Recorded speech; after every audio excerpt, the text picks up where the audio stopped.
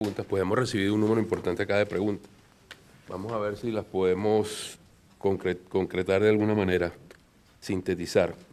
Aquí hay un par de preguntas para Carlos Sánchez directamente. Dice, la corrupción como aliada y soporte de los sistemas absolutistas debe también combatirse.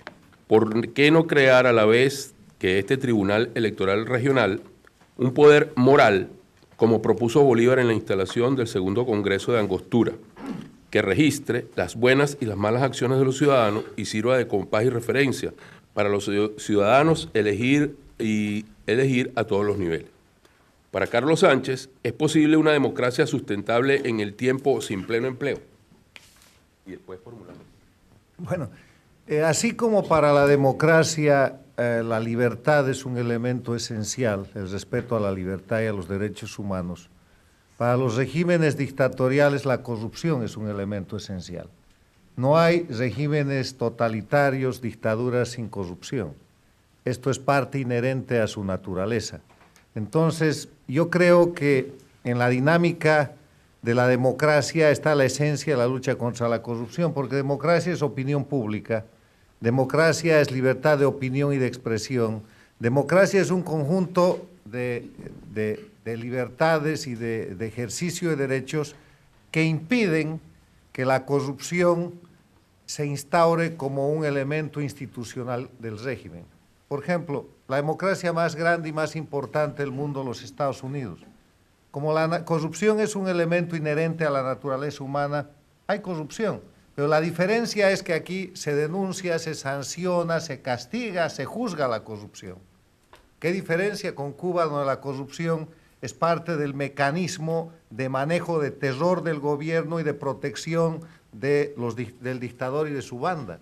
¿Qué diferencia con la corrupción en Venezuela, en Bolivia o en otros países donde eso es parte específica del ejercicio del poder? Entonces yo creo que el tema de la corrupción es un tema esencial para la derrota de las dictaduras.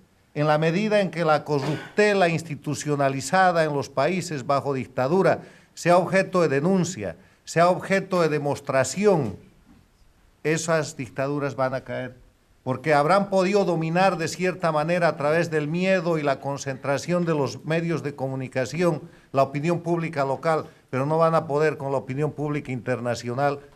Y cuando vean ustedes un caso de corrupción en estos países, mírenlo, porque en lugar de presumir que eso puede ser un hecho político, hay que presumir que no es sino una expresión de la forma de ejercer el poder que tienen las dictaduras. No hay dictadura sin corrupción. Este año, me pide el doctor Lustó, en el mes de mayo habrá un foro hemisférico en el Congreso de los Estados Unidos sobre corrupción, donde se presentarán, además de aspectos de doctrina, casos de corrupción de los países dictatoriales de la América Latina.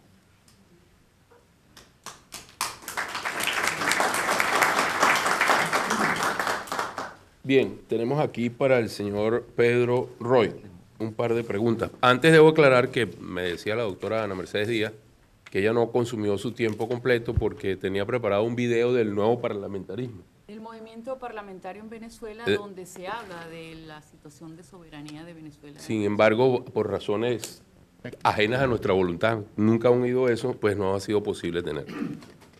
Para Pedro, tengo un par de preguntas acá.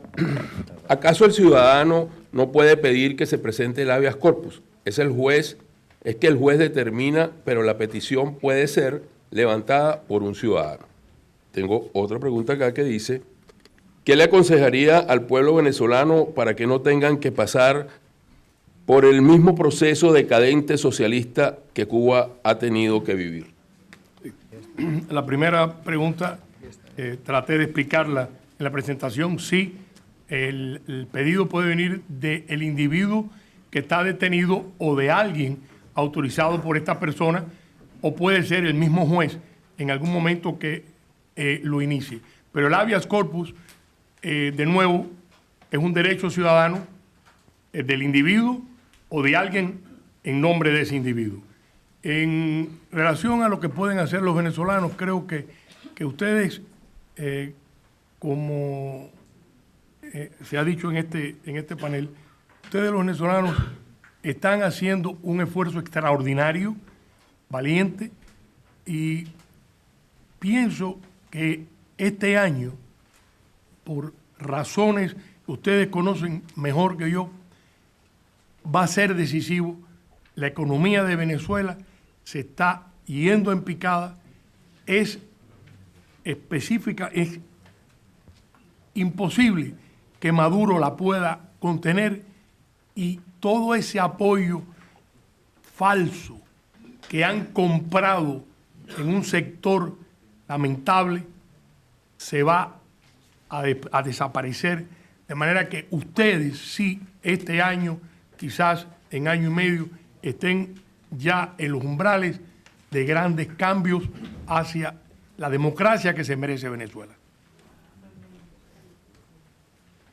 Bueno, como yo soy un optimista consumado, yo creo que el doctor Pedro Roy está bien informado. Para Guillermo Lostó, doctor Lostó, aquí tenemos dos cosas que una podrían ser: ¿cómo lograr que la comunidad internacional no continúe ejerciendo la complicidad del silencio? No continúe ejerciendo la complicidad del silencio y voltear la cara ante la violación de los derechos humanos. ¿Cómo acabar con la impunidad? ¿Y por qué aceptamos el mote de países capitalistas a las democracias y de economía libre? Perdón, pero algunos... A la primera pregunta, mi primera respuesta sería que no sé exactamente cómo, pero creo que el hecho de que haya foros como este, que estemos denunciando permanentemente y que sepamos de a poco que vamos adelantando y que la gente comprenda. Y yo tengo un caso que he mencionado anteriormente y que creo que es importante para ver cómo esta batalla cultural se va a dar.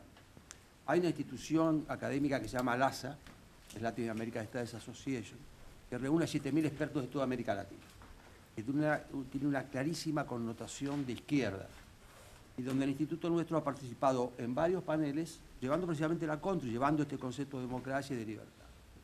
Esta institución, que es de izquierda, es el número publicado hace un par de meses, revista oficial de LASA, y cuyos autores o editores son de izquierda, y conozco, uno de ellos es un argentino muy talentoso que se llama Roberto Gargarella, acaba de publicar en ese número 6 o 7 comentarios de gente de LASA, académicos de LASA, y llega a la conclusión de que al margen de cualquier tipo de discusión hay países que ya no pueden llamarse democracias y que Venezuela, Bolivia, Nicaragua y Ecuador hoy no tienen ninguno de los rasgos democráticos, y que hay países donde la democracia, como en Argentina, está en peligro.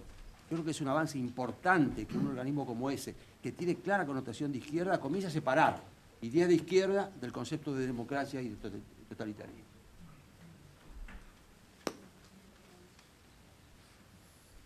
Muchas gracias, Guillermo. Aquí tenemos para Ana Mercedes Díaz. Dice,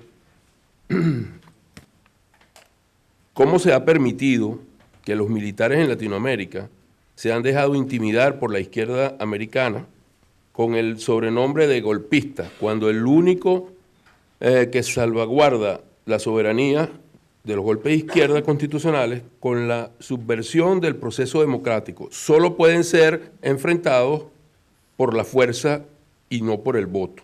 Ejemplo, Venezuela. Y la otra que tengo aquí dice, bravo por tus palabras, solo te faltó decir que la paz que proclaman los CC, castrocomunistas, solo tienen los 200.000 que están en los sepulcros venezolanos.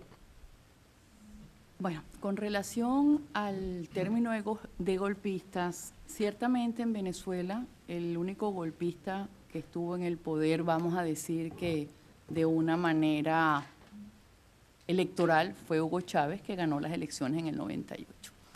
Ahora bien, yo sí quiero dejar muy claro en esta audiencia que para salir del castrocomunismo en Venezuela vamos a necesitar militares, vamos a necesitar una unión cívico-militar, porque parte de lo que el castrismo nos ha mandado a Venezuela son milicias, castrocomunistas armados, que no tendrán ningún rubor ningún temor de disparar contra la población venezolana.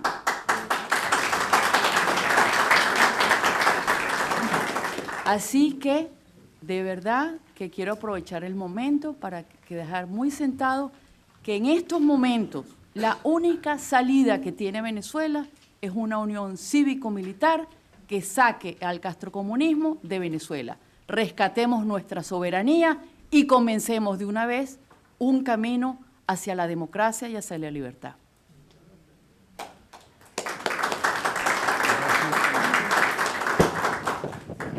Bien, muchísimas gracias a ustedes por la atención prestada a este excelente panel y por haberme permitido de alguna manera moderarlo. Seguidamente tendrán la oportunidad de participar en el panel Injerencia Internacional, para lo cual yo voy a dejar con ustedes al moderador, que es miembro del comité gestor, señor Gustavo Pardo, que es presidente de la Academia Cubana de Altos Estudios Masónicos y gran canciller secretario general del Supremo Consejo del grado 33 para la República de Cuba, del rito escocés, antiguo y aceptado. Preso político entre los años 1964 al 69, exiliado político desde el 28 de junio de 2012, consultor de estrategias para implementar programas sociales en Cuba y autor del libro Martí Masón, Nuevos Elementos. Gustavo Pardo.